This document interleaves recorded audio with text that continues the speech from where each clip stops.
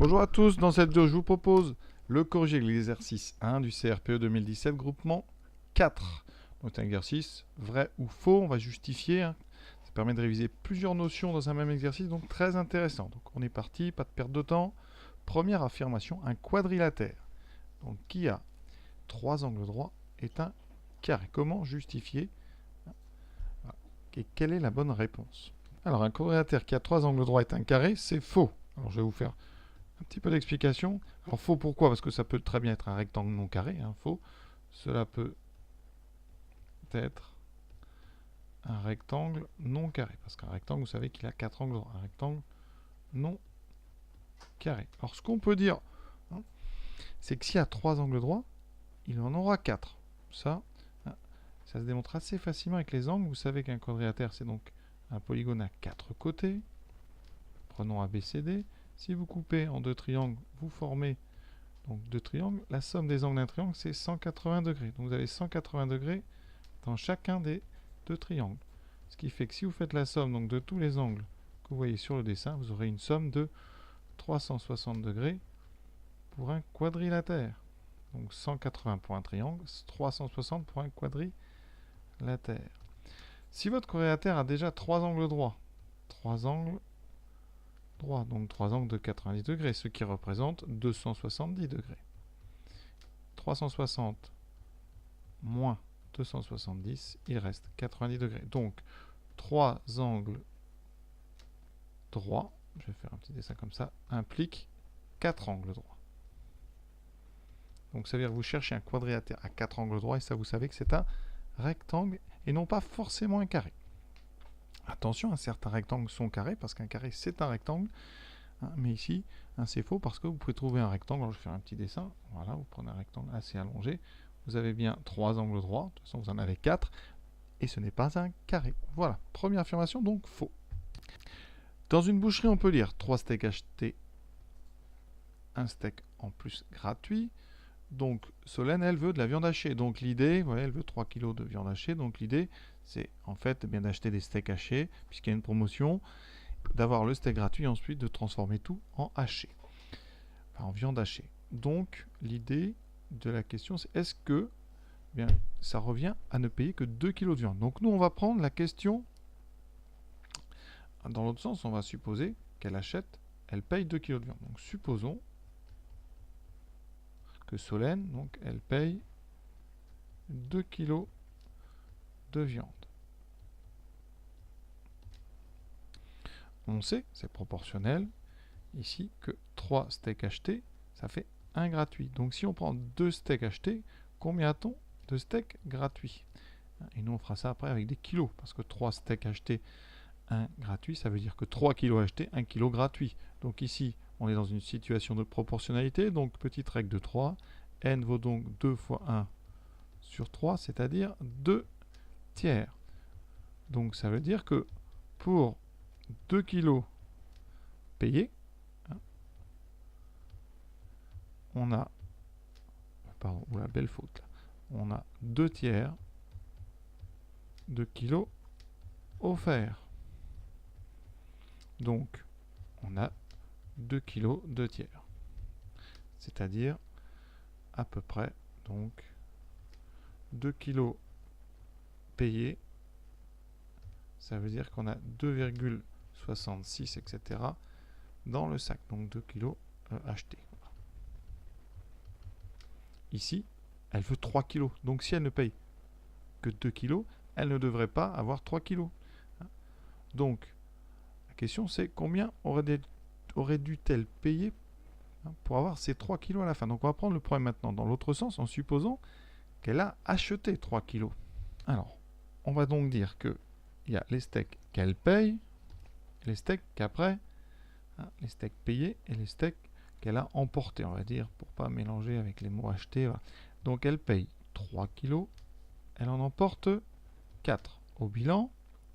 Hein, si elle avait payé un steak, ici, petite proportionnalité, hein, vous voyez ici, combien en aurait-elle emporté? Donc 3, 4. Si on n'achète qu'un ici, petite règle de 3, n égale 4 fois 1 sur 3. Ici, ça serait 4 tiers. Donc c'est simple, on divise par 3. hein, c'est une situation de proportionnalité. Si vous divisez ici par 3, vous devez diviser ici par 3. Ici, nous, à la fin, on veut 3 kg. Comme si on voulait 3 steaks. Combien il en faut au départ? C'est la même situation de proportionnalité. Vous voyez, on peut même utiliser 3 et 4. Ici, donc on va faire un tableau plus 3, 4, 3. Donc on a 3 payés, 4 achetés. Si on veut à la fin 3, ici, eh bien, on aura donc un n qui vaut 3 fois 3, 9 sur 4, 9 quarts. Donc, on résume. Si on a 3 kg achetés, on en emporte 4. Donc si on en emporte 3, par une règle qu'on vient de vérifier, on en aura 9 quarts. Alors combien ça vaut 9 quarts? 9 quarts, c'est 8 quarts plus 1 quart. Et 8 quarts, ça fait 2. Donc ça fait 2 plus 1 quart, ça fait 2,25. Donc en kilos, effectivement, elle aurait dû payer 2,250 kg de viande. Sachant que votre promotion, finalement, si vous traduisez en pourcentage, c'est 33%, un tiers, quoi. Vous avez plus un tiers de matière, donc plus 33%. Donc ici, si vous calculez un tiers de 2,250, c'est 750. Hein, parce que si vous divisez 225 par 3, ça fait combien? Ça fait donc ici 700. Donc on a 7, et donc on est à 15, on a 75, d'accord? Donc ça veut dire que un tiers de 2,250, c'est 0,750 grammes. Donc après, on vous offre 750 grammes que vous rajoutez à 2,250 kg, on obtient bien 3 kg. Voilà. Alors, une situation de Thalès. Donc, on considère la figure ci-compte. On sait que M appartient à J, donc ça c'est bon. L appartient à IK, parfait. On a donc les alignements dans le bon sens. IL, alors on va nous coder la figure IL. Donc on a IL 1,6, LK 2,4, IJ, ça fait 2. Alors, on a un petit triangle, c'est donc le triangle IML, et on a un grand triangle, le triangle IJK. Je les sépare pour bien que vous voyez les longueurs. Voilà, la question, est-ce qu'on est dans une situation de Thalès? Est-ce que le grand triangle est un agrandissement du petit triangle? Voilà. Donc pour ça, on va vérifier que les rapports entre les côtés sont les mêmes. Ça va nous permettre, avec la réciproque du théorème de Thalès, de vérifier qu'on a parallélisme. Donc, il faut des rapports de côté de ces deux triangles. Donc on va calculer, déjà, est-ce qu'on a des longueurs dans ces triangles? Alors, dans le petit triangle, on a quoi? On a 1,6 ici. On a, alors, IJ qui vaut 2. IM, je n'avais pas vu ici, c'est 0,8 parce que sinon on n'aurait pas pu. Donc IM c'est 0,8. Donc IM 0,8. On a donc ici le côté en bas et le côté à gauche. Donc dans le grand triangle, il nous faudrait ces deux-là. Alors IJ, on l'a, c'est 2. Et le grand, c'est la somme. Donc 1,6 plus 2,4, ça fait 4. Alors effectivement, on a des bons rapports. Parce que là, pour aller de 2 à 4, on multiplie par 2. Et ici de 0,8 à 1,6, on multiplie aussi par 2.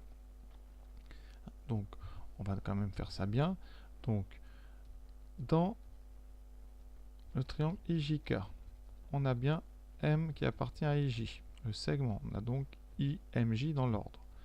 L appartient au segment IK, on a bien ILK dans l'ordre. Ensuite, il nous faut les rapports. Donc, on va calculer IJ, donc grand côté, divisé par petit côté. Donc, 2 sur 0,8. Et en même temps, on calcule la même chose sur les côtés verticaux, là, que j'ai mis en vertical. Ça veut dire que c'est I grand côté, donc IK sur petit côté IL. Hein. Et là, il faut prendre des grands côtés et des petits côtés de ce triangle, de ces deux triangles-là. Et surtout pas de KL, par exemple, qui ne sert à rien ici. IK, c'est donc 4 sur IL 1,6. Alors, ici, on peut simplifier par 2 parce que c'est 2 fois 2 sur 2 fois 0,8. Et quand vous simplifiez, vous retrouvez 2 sur 0,8.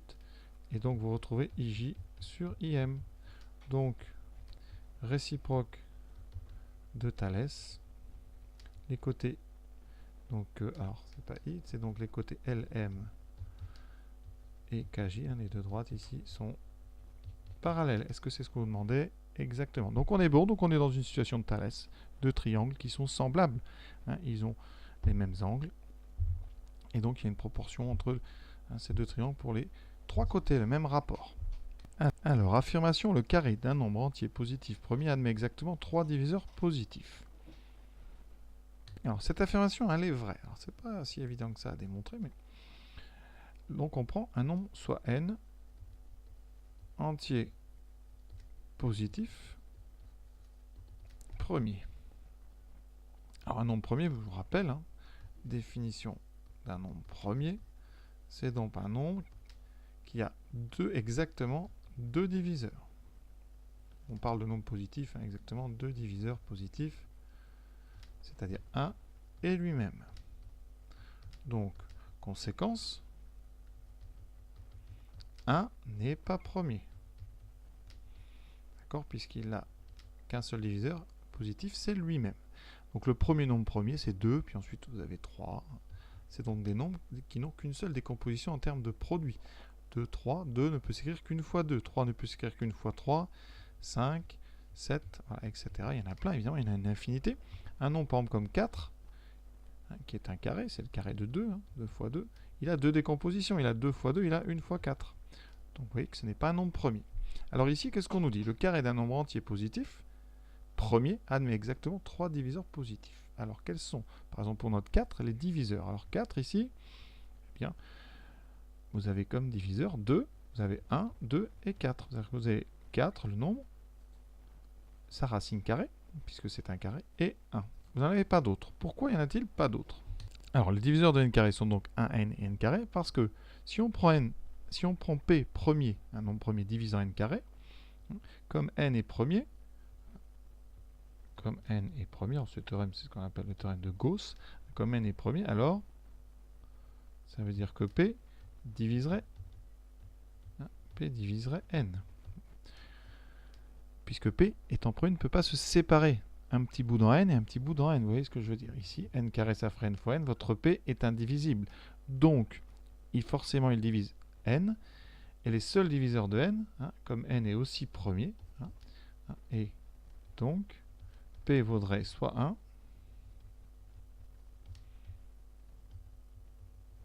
soit n. Donc, ça veut dire que n carré n'a comme diviseur premier que n. N'a qu'un seul diviseur premier, que n, hein, puisque p, ici p premier, soit 1 soit n. Donc forcément, p étant premier, donc p est différent de 1. Donc ici, ça veut dire que p vaut n. Donc le seul diviseur premier de n, ça sera de n carré, ça ne peut être que n. Et donc les seuls diviseurs possibles sont les puissances de n et aussi 1. Et donc, bien des puissances de n plus petites que n carré, il n'y en a qu'une, il y en a deux, c'est n et n carré, donc 3 diviseurs uniquement. Donc, les diviseurs de n carré sont 1 et des puissances de n. Et des puissances de n. D'ailleurs, 1, c'est la puissance 0, mais en passant. Donc ici, eh bien, forcément, seule possibilité 1 et n carré sont donc les seules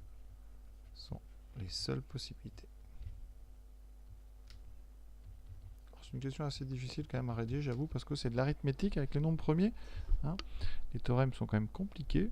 Donc voilà, alors, je pense que la réponse va être un petit peu plus rapide en disant que les diviseurs de n carré, c'est 1n et n carré. Voilà, je pense que ça, hein, déjà, c'est une réponse qui est acceptable.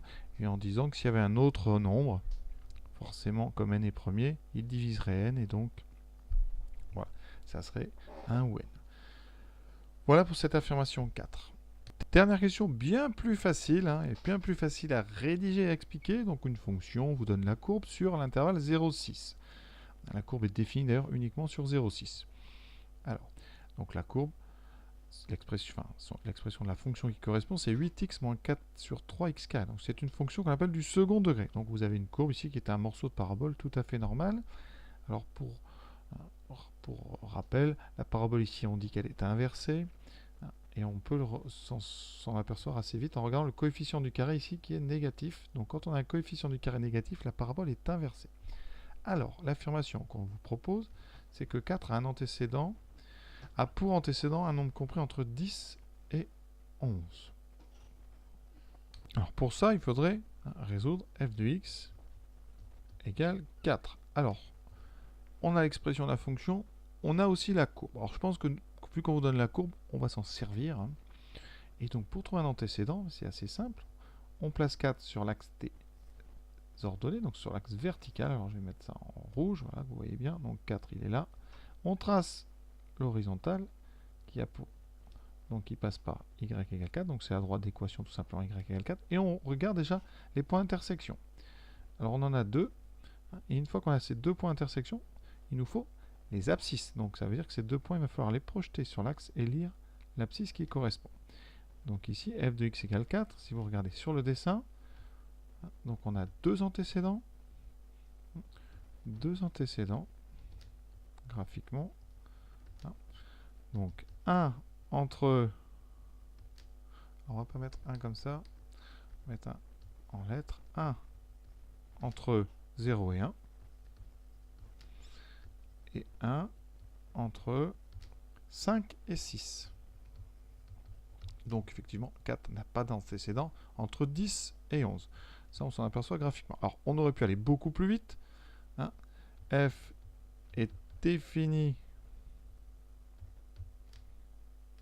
sur l'intervalle 0,6. Et donc, les antécédents étant des abscisses sur le dessin et sont donc dans l'intervalle 0,6. On va l'écrire. F étant défini sur 0,6, donc les antécédents